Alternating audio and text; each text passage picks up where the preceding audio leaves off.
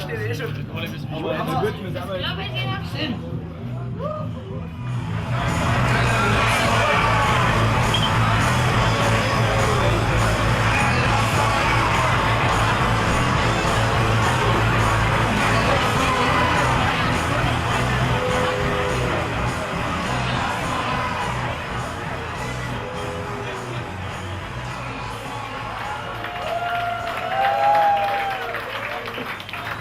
Also jetzt vorbei.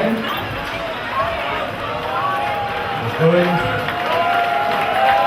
was einfach für Wahnsinn finde, ist das, dass alles nur wegen ein paar Rohre ist, verstehst du? Das kann ich gar nicht glauben.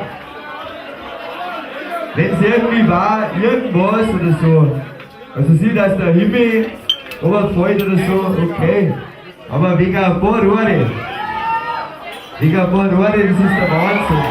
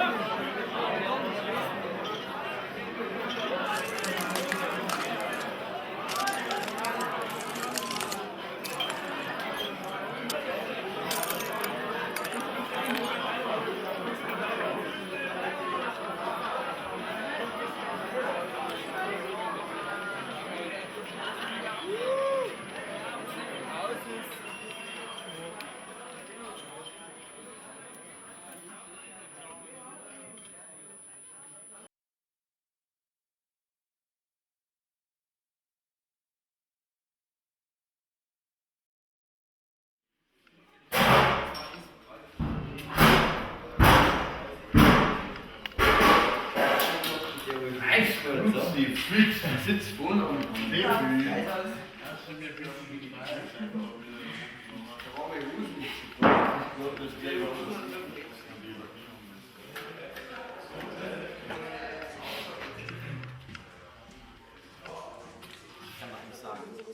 Ist ja fast nichts mehr da, alles nur größer.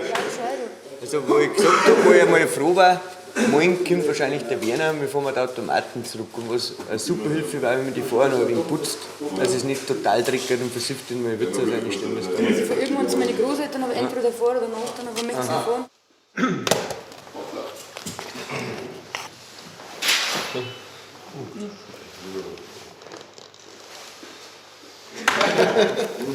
Das sieht cooler aus, oder?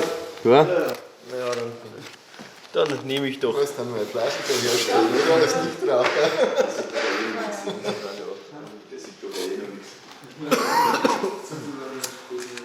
Ja, letztendlich kann man sagen, das hat der Strich 8.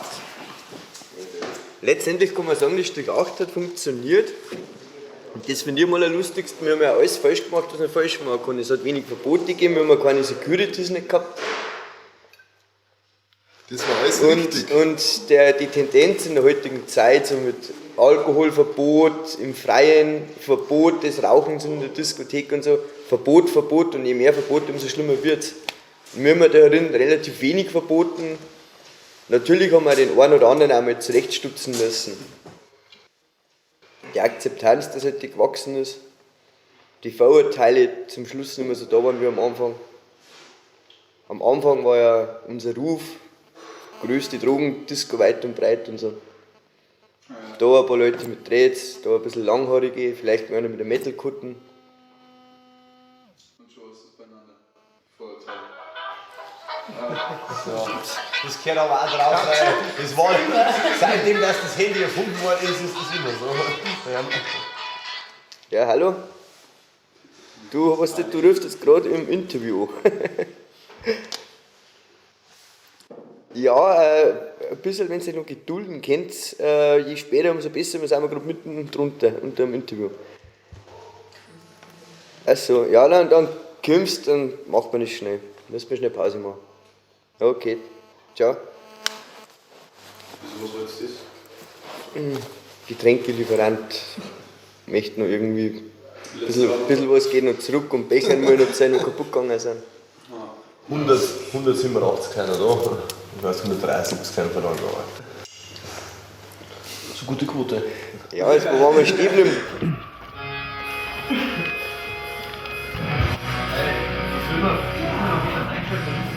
Aber ich sage mal, das ist eigentlich ausgelegt, dass die 2 Tage herhalten. Manches ist auch so ausgelegt, dass es auch ausgewählt wird. Also der Anti-Alk weniger, weil den braucht man dann nachher selber noch beim Rausreißen und so. Aber das Alkoholische ist eigentlich so ausgelegt, dass es eventuell ausgeht oder dass bloß ein kleiner Rest übrig bleibt.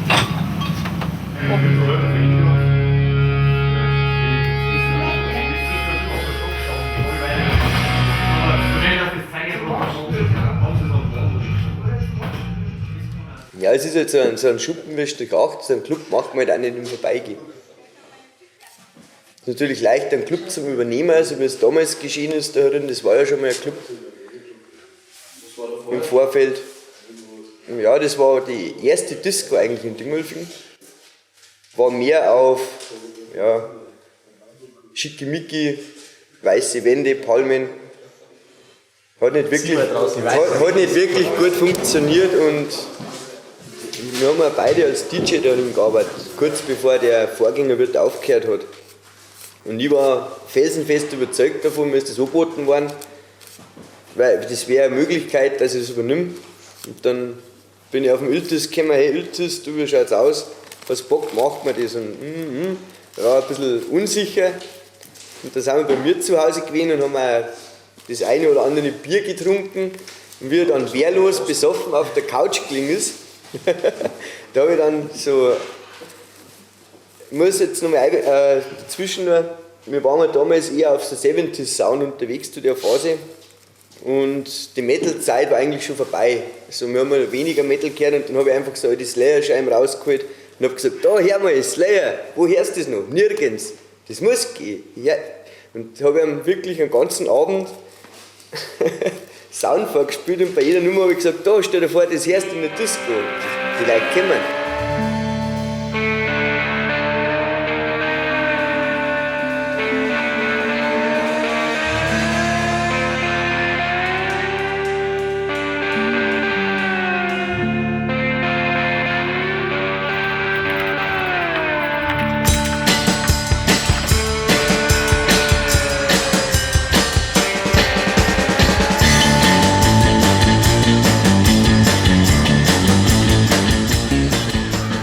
Vom Strich 8 habe ich gehört, da war ich auf einem Porsche-Treffen am Königssee.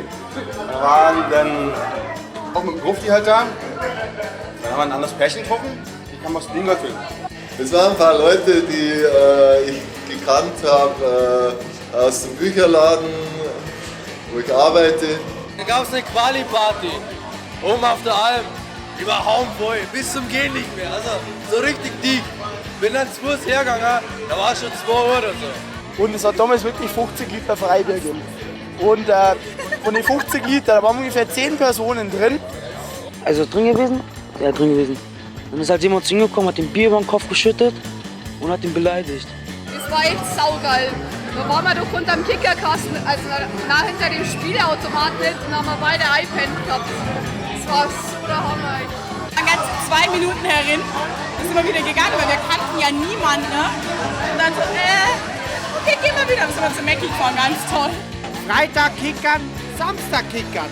Immer das Gleiche. Immer das Gleiche. Das hat ja keiner gezwungen dazu. Ja. Aber gefallen hast du ja doch. Ja gut, mit Ohrenstöpsel. Inzwischen gehen wir seit einem Jahr regelmäßig nur mit dem Wohnwagen fahren. Was heißt regelmäßig? Eigentlich jedes Wochenende. Donnerstag, Freitag, Samstag. Das ist zwar regelmäßig, aber das muss man auch sagen.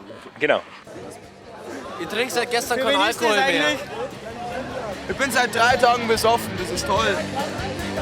Prost! Ha, gute Frage. Ich habe jetzt so einen rausgeholt, der dauert jetzt so 3 Jahre. Außerdem habe ich Hausverbot. Außerdem habe ich Hausverbot in Mackie. Wisst ihr das warum?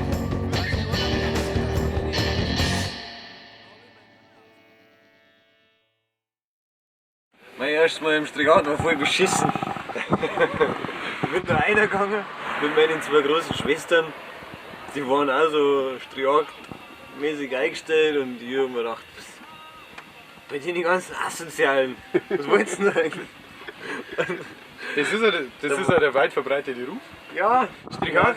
Aber ich bin reingegangen ohne irgendwas im Strigat zu wissen. Dann bin ich da drin gestanden und jetzt eigentlich nicht auch. Da habe ich auch noch keinen Alkohol getrunken, weil da war ich noch zu jung für solche Sachen.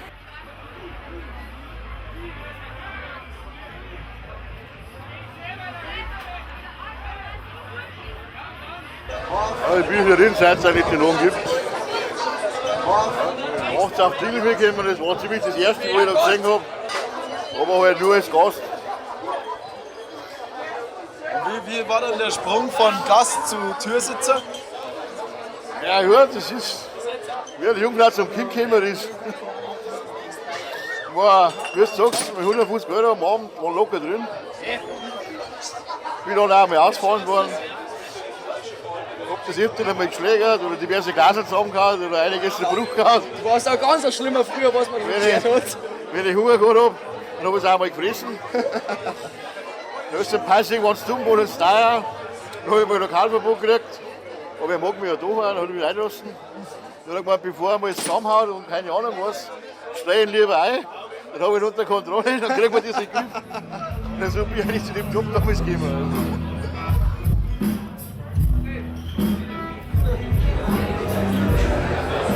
Das war auch so eine Blitzidee. Sind wir da gestanden, Älteste und ich, und so, was macht man? Dann sage ich sogar dabei, weißt du was? Tigerente. Und gerade da klopft es draußen an der Tür, macht man auf, ist ein Kumpel, der war früher öfters mal da, der wohnt ewig weit weg und total der Verrückte. So Holzspielzeug basteln und kriegt das, kommt einer und erzählt, Tigerente baue ich da hin. Dann war ich so, hey, coole Idee, ich baue euch sofort Radl. Das Mal kommen, dann ist die Radl da hingebaut. Die ersten Leute, die reinkommen, sind dann gemeint, ihr seid doch irre, oder? Ja, renoviert es nur die Scheiße, macht Scheißhäuser, wie wir es noch nicht gesehen haben. Macht es einer, der wohnt zu, renoviert die Scheißhäuser und den Rest macht es gar nichts. Ihr seid doch echt die ganze Zeit. Jetzt habe ich irgendwie so gemeint, so zu wild ist, weißt du was, das können wir uns bitten lassen. Das ist ja wie bei uns, weißt du? Wir machen jetzt das hinten, die Bar, pink. Richtig schwul pink mit Plüsch. Und zwar mit Leoparden und Tigerplüsch. Und jeder hat gesagt, Spitze, das schaut aus wie ein Puff. Ja, das habt ihr nicht ganz dicht.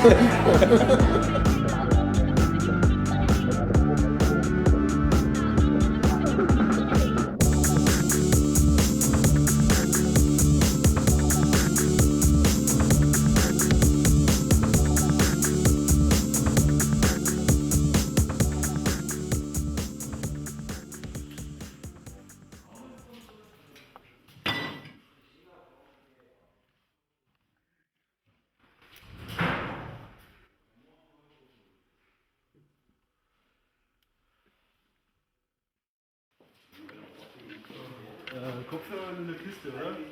Ja, ja, nimmst du mit.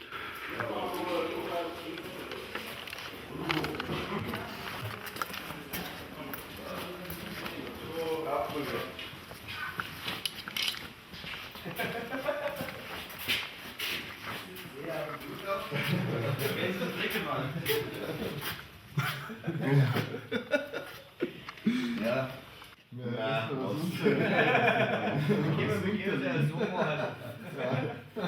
Also, wenn er nur lokal kommen sollte oder so, also wir sind wir gerade draufgekommen, so viel, das viel cooler wie mitwenden.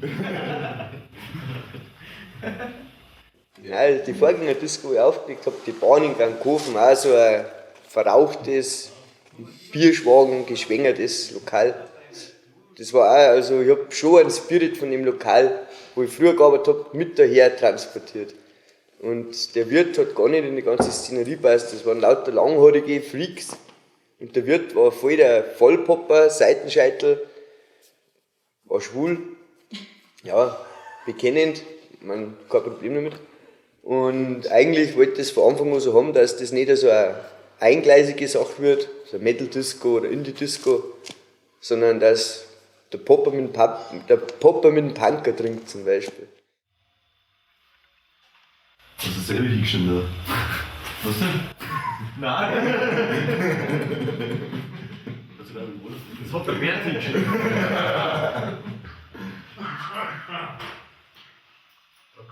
Die reden kannten, du. So, ich dachte, du musst auch ganz schön viel Schlecht erzählen. Ich glaube auch.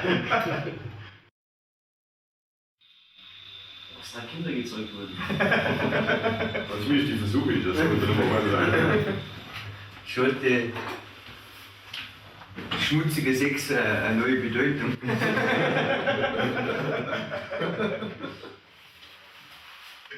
Aber es ist da nie so schmutzig vorgekommen.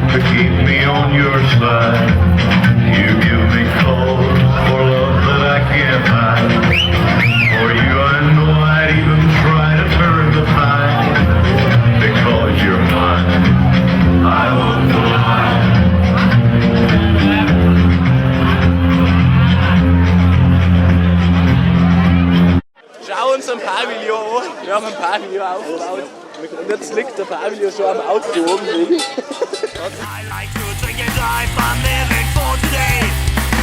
I like to drink and drive, I'm living for today now. My hair is green, my teeth are black, I've got a tattoo on my back. I'm the hottest man on the world. I get problems with my wife, I have problems when I drive, but I'm the hottest man of the world. And I feel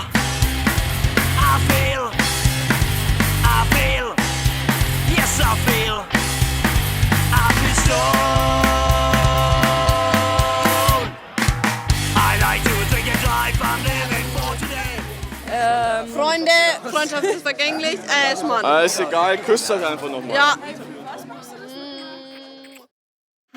Vor einem Monat oder was? Es war ungefähr 2 Uhr und ich tanze so vor mich hin und sehe so im Augenwinkel, ja, da hat jemand sehr helle Klamotten an, irgendwie so. Ich tanze so weiter, da sehe ich irgendwie Socken, schaue ich schon genauer hin. Ja, und dann war das ein Kerl, der hat sich bis auf die Socken komplett ausgezogen. Ja, und ist dann so völlig so nackt umgehüpft. Und ich meine, seine Frisur war echt cool, muss ich jetzt schon sagen, und die Socken waren auch cool, also das hat gut gepasst. Ja. Aber er hat keinen belästigt und die Leute haben das auch hingenommen und alles ganz normal. Und er hat dann noch die ganze Nacht wirklich so im fast Adamskostüm, also mit Socken halt so, verbraucht und hat mit den Leuten ganz normal gelabert und hat was gemacht, was ich jetzt nicht gemacht hätte, nämlich sich auf irgendwelche Stühle draufsetzen, also ja, okay. Ohne Unterhose. Aber das war dem wurscht.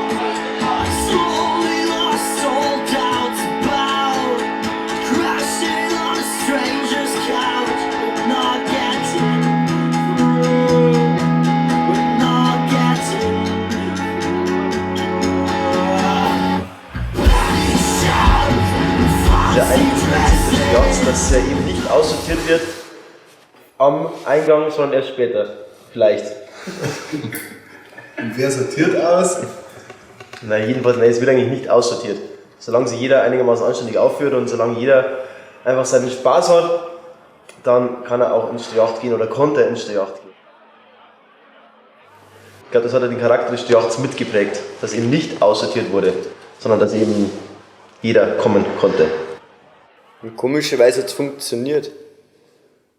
Ich bin schon der Meinung, also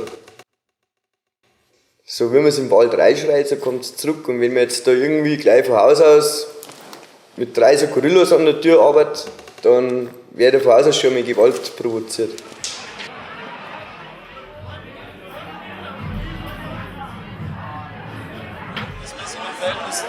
Also, ich sage mal, vor allem für so eine Lokalität wie Strichacht ist, wo man eigentlich erwartet, dass da ständig irgendwas ist eigentlich sehr wenig drin. Was halt verschärft die letzten 1, 2 Jahre dazugegeben ist, war halt das mit den Russen, dass da ein Probleme gegeben hat. auch wieder besser geworden. Was sich aber auch die letzten Wochen, Monate auch wieder, sage ich mal, einigermaßen beruhigt. Und von den Leuten her, die jetzt getroffen sind, Hast du auch gemacht? ja, schon, die wollen ja grabst oder was. Und ein Wort gibt es andere. Aber in der Regel war es halt so. Das erste Mal aus dem Maul gehabt, haben sie gedacht, super, haben sie es intern geregelt. Und wenn halt nicht, dann haben wir sie halt überzeugt. Wie auch immer. Aber wie gesagt, also für die Lokalität war eigentlich das Stressfaktor eigentlich immer ziemlich gering. Letztendlich war es ja auch Kulturstätte und immer wenn was mit Kultur in Verbindung ist, dann finde ich es von Haus aus ziemlich gewaltfrei, weil die Leute meistens ja kommen, weil sie das haben wollen. Die kommen nicht, juhu, heute brenne ich mich nieder, auf ein Ballermann-Level. Ich gehe jetzt nicht primär her, um mir irgendein psüffes Mädel aufzureißen, das wo für Jägermeister, also für 10 € Eintritt sind, Sauferfrei-Aktion irgendwo umeinander hängt, sondern man geht hauptsächlich her wegen der Musik, wegen den Leuten, wegen der Stimmung. Um sich auszutauschen. Und das ist immer irgendwie in Verbindung mit Kultur, auf Konzerte oder so, da kommt halt immer ein spezielles Publikum und nicht. Das macht es für manche dann uninteressant, weil sie dann merken, dass da dann irgendwie das doch wie eine kleine Familie funktioniert.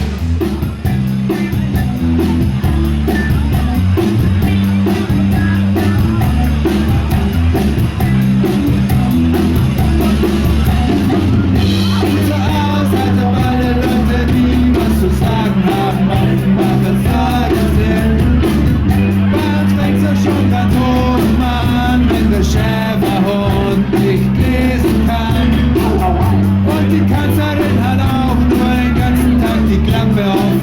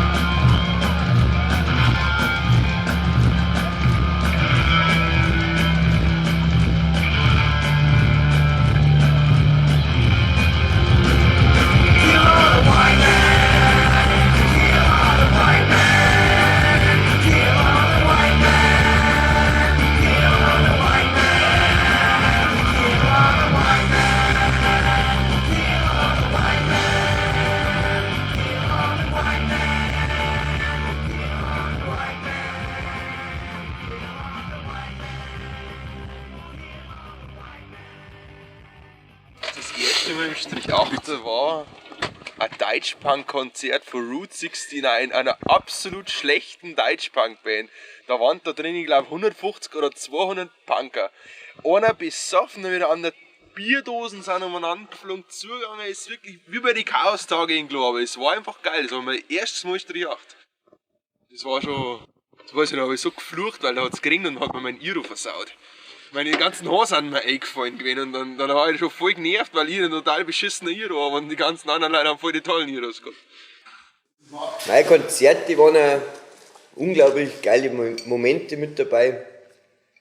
Eine Band zum Beispiel aus Schweden, die Sievergroove sind wir gekommen. Und das ist für mich einfach, die haben da reingepasst, das ist Rock'n'Roll, was die gemacht haben. Die sind gekommen mit einem Fiat-Kombi, sind zu sechst in dem Kombi gesessen. Die Tour, die hat ein Wahnsinniger geplant, anscheinend quer durch Deutschland im Zickzackkurs. Die sind die in dem Kombi gesessen und wir sind ausgestiegen sind. Ja, grinsen und so, Bier gefeiert, Party gefeiert, Konzert gespielt, super happy gewesen den ganzen Abend. Nach dem Konzert, nächsten Tag, war er nüchtern geblieben, muss ich natürlich dazu sagen.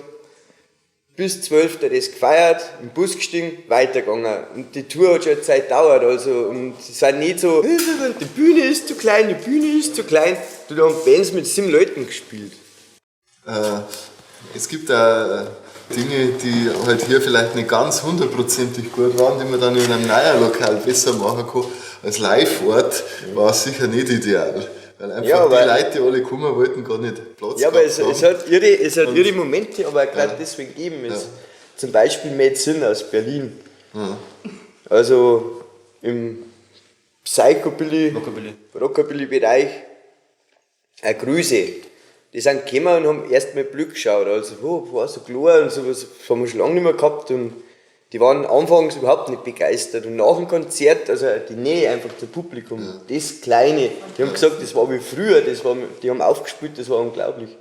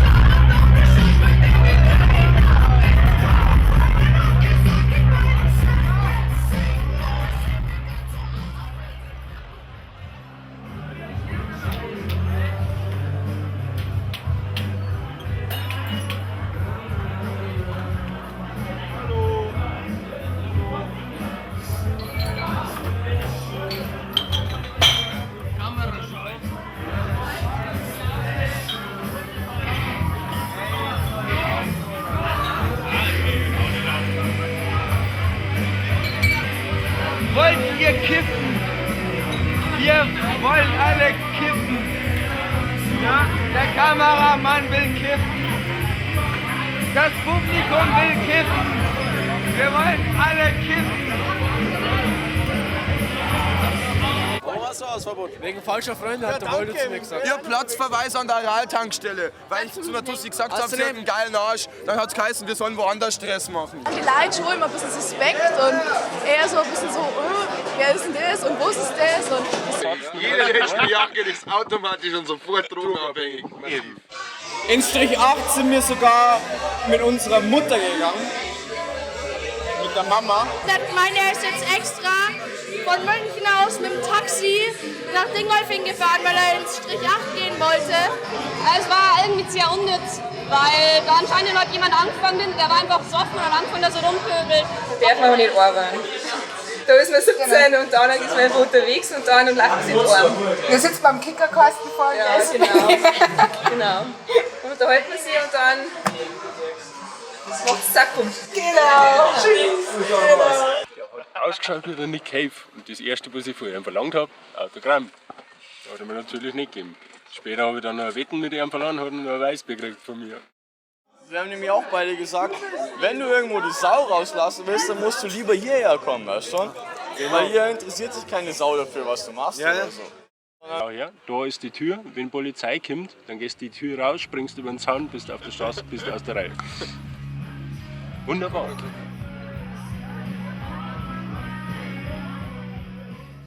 Die öffentliche Meinung ist ja total viel informiert gewesen mit der Meinung, dass es im Strich 8 ein Drogenproblem gibt, ist mir ja vollkommen falsch gelegen. Das Gegenteil war der Fall. Ja, wir hatten ein Problem, wir hatten zu wenig Drogen.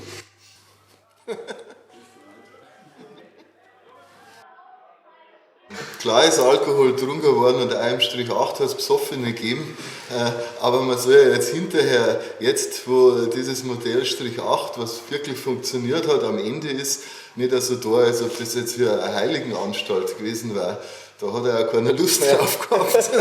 Wir wollten ja hier was erleben, wir wollten ja feiern am Freitagabend. Das ist einfach der vernünftige Umgang damit. Ich sage nicht, dass alles vernünftig war darin, aber es ist halt ein bestimmter Anspruch einfach da gewesen. Mal mehr, mal weniger.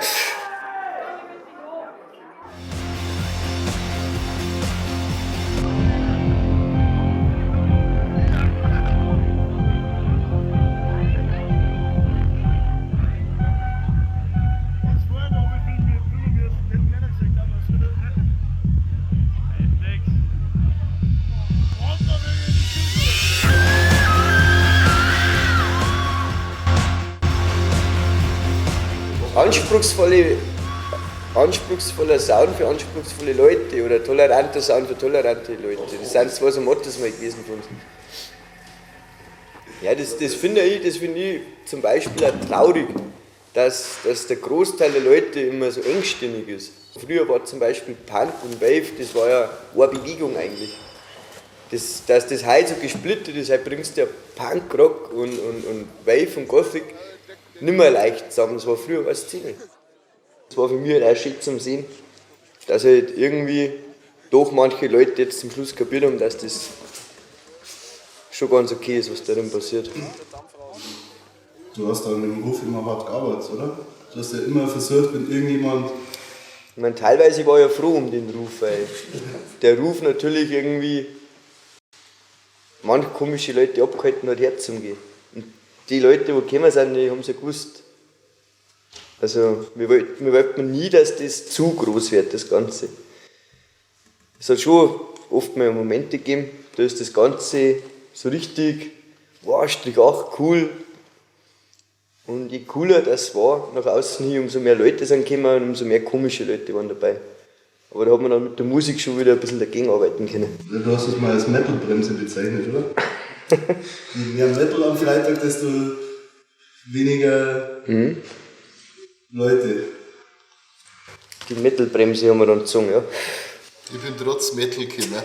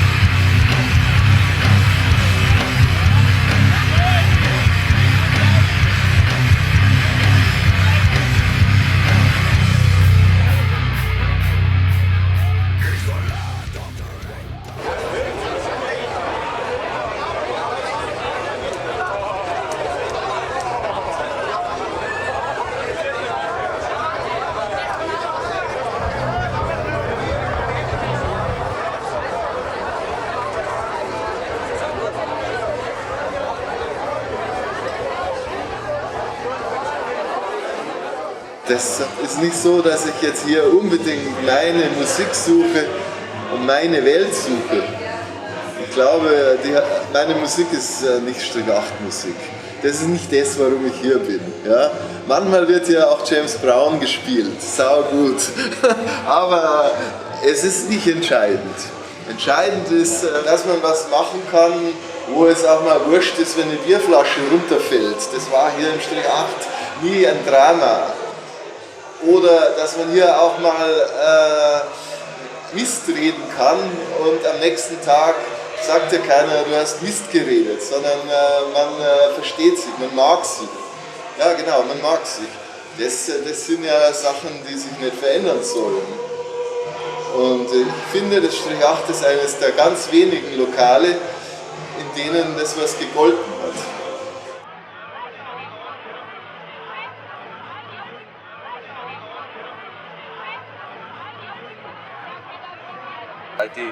Seit ich in Strich 8 kenne ich Leute, von denen kenne ich einen Namen nicht. Aber man trifft sie immer wieder da herin, auf ein halbes Bier, ratscht ein bisschen miteinander. So. Da weiß man schon, ja, er hat eine Frau oder jetzt einen Meisterbrief gemacht oder gesehen oder irgendeine Sachen. Man kennt die Leute eigentlich so nicht, man hat die auch so privat noch nie irgendwo gesehen. Aber im Strich 8 trifft man es immer wieder, redet mit denen ein bisschen und so. Das ist immer wieder schön, wenn man die Leute sieht.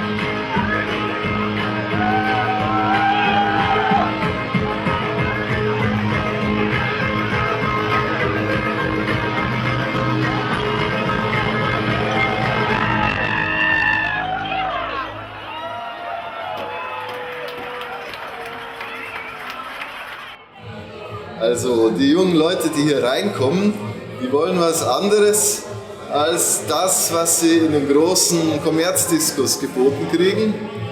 Die wollen etwas Ausgefallenes und insofern haben alle jungen Leute, aber auch die nicht mehr jungen Leute, die hier sind, schon mal einen Plus, einen Vorschuss. Weil sie sich nicht mit dem zufrieden geben, was ihnen so hingeworfen und angeboten wird. Und 1994 oder 95 oder in der Gegend, also wo ich zum ersten Mal hier reingekommen bin, war es dasselbe. Leute, die was anderes wollen, für die gab es in Dingolfing nur das Strich 8 und für die gibt es auch in anderen vergleichbaren Städten keine große Auswahl. Das ist hier kein Sonderfall. Wenn man nur in Kommerzschuppen gehen kann, weil es keine anderen gibt, dann stirbt nicht nur die Jugendkultur, sondern dann stirbt jede Kultur.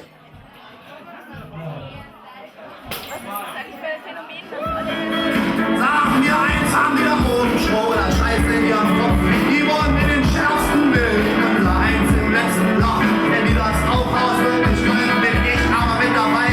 Heute ersten wollen wieder auftauchen, von ihrem Kappe rein. Und ich schrei's laut.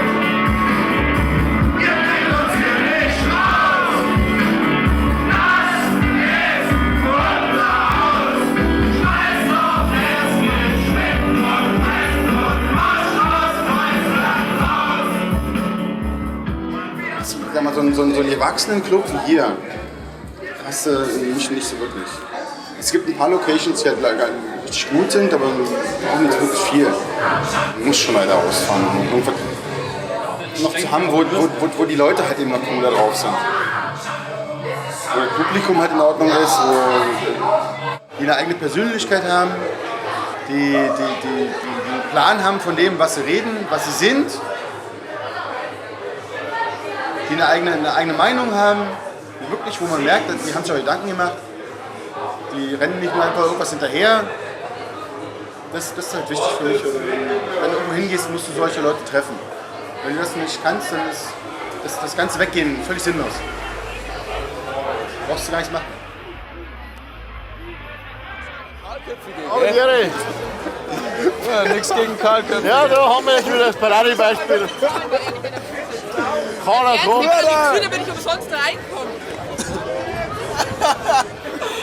Bruder, ich hab deine CDs vergessen. Ich wollte es noch einpacken, aber ich war nicht so früh auf den Beinen gewesen. Ich habe auch nichts mitgebracht. Ich war nicht mit mir daheim. Was ist denn das da? Du bist doch Fernsehinterview oder was? Das ist halt das, was das hat, die Leute. Hat er eine große Reportage? Keiner größer wie der andere, aber man liebt sie. Wahnsinn! Bruder, jetzt ist berühmt. Ja. Zu uns endlich! Schmeiß uns endlich! Genau, die das nicht mehr an, Alter. Das ist schon lange aus. Nicht machen. Nein. Willst du, dass die Satanisten rauskommen und dir in den Arsch ficken? Wieso Satanisten?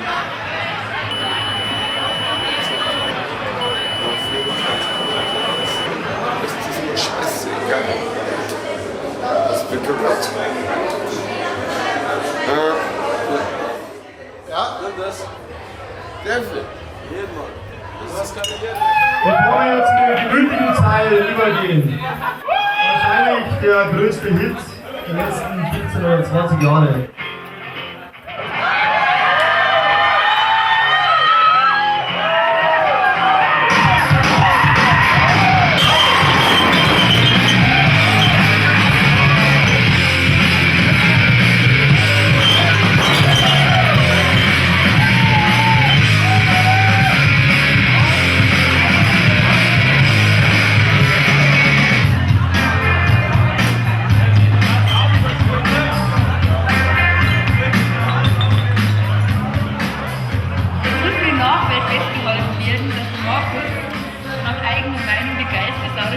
Nicht nur nach eigener Meinung. Das haben die ersten Frauen verstehen. Ich habe immer was wirklich Frauen waren.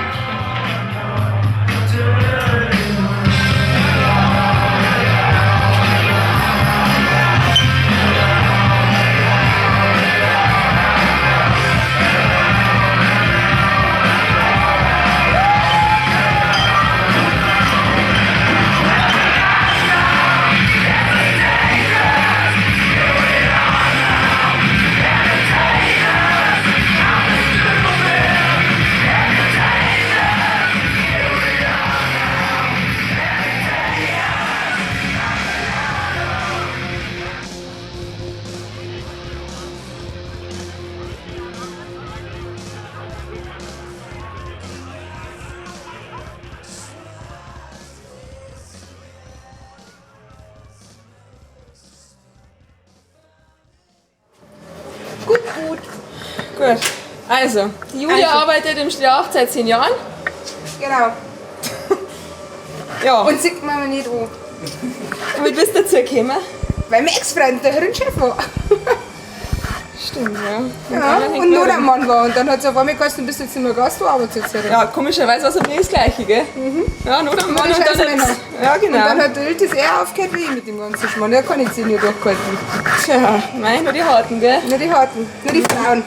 Anscheinend. Genau. Ja, wie lange arbeitet ich schon da? 3 Jahre? 4 Jahre? Ja, 4 Jahre schon, oder? Ja. Du hast auch mit dem Chef geschlafen hier. Nein, nicht mit dem Chef, aber mit einem anderen Angestellten. Aber nicht deswegen. Nein, wir haben die Männer nicht getauscht, jedenfalls weiß ich davon nichts. Ja, ich auch nicht. Oder?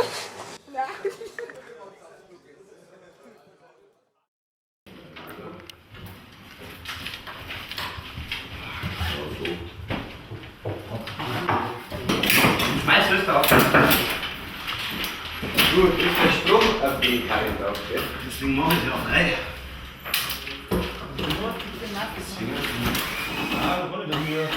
Das brauchen wir einfach gut. Ja.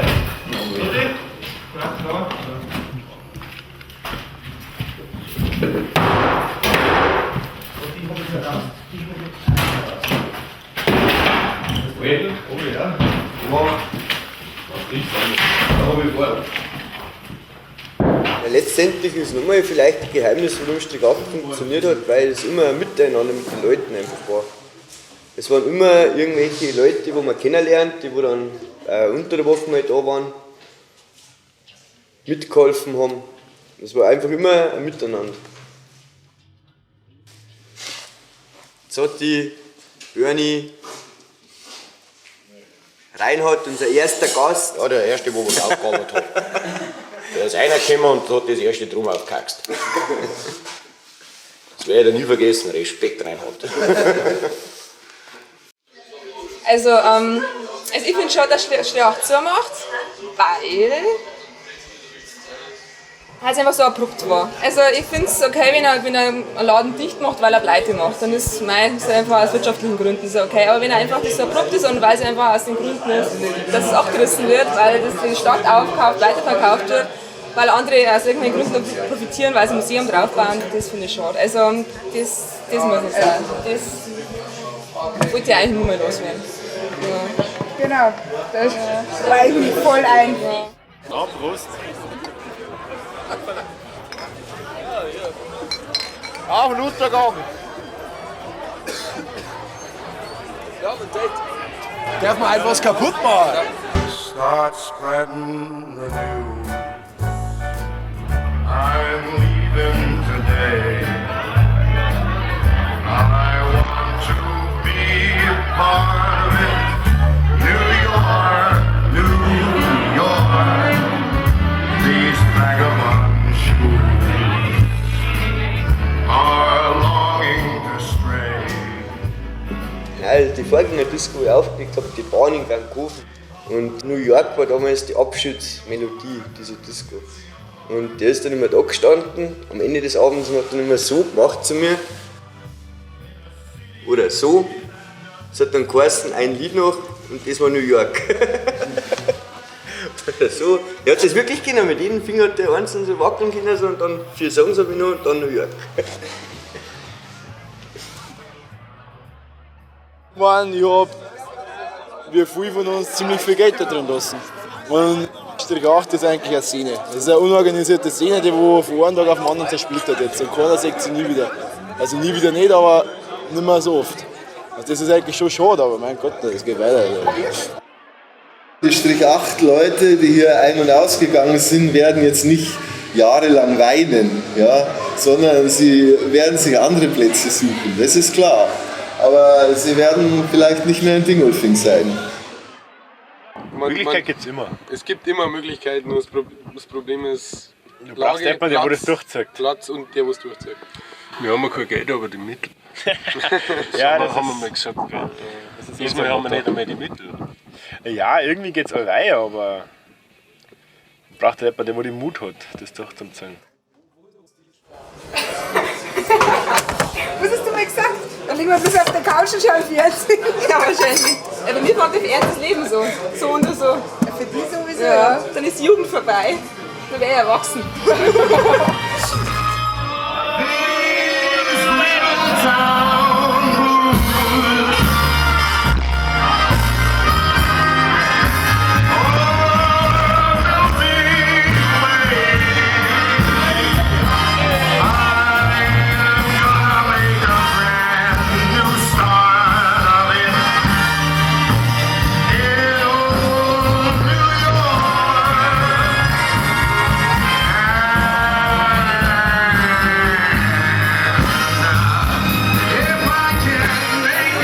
Das ist mein bester Freund. Der Ja, habt ihr es gehört? Sie hat gesagt, ihr holt euch einen runter auf das Video, da hat schon recht. Nur wegen der Saga. Das reicht ja noch lange nicht. Also, servus, Kamera. Ja, habe ich schon mal gesagt, dass ich nicht Deutsch bin.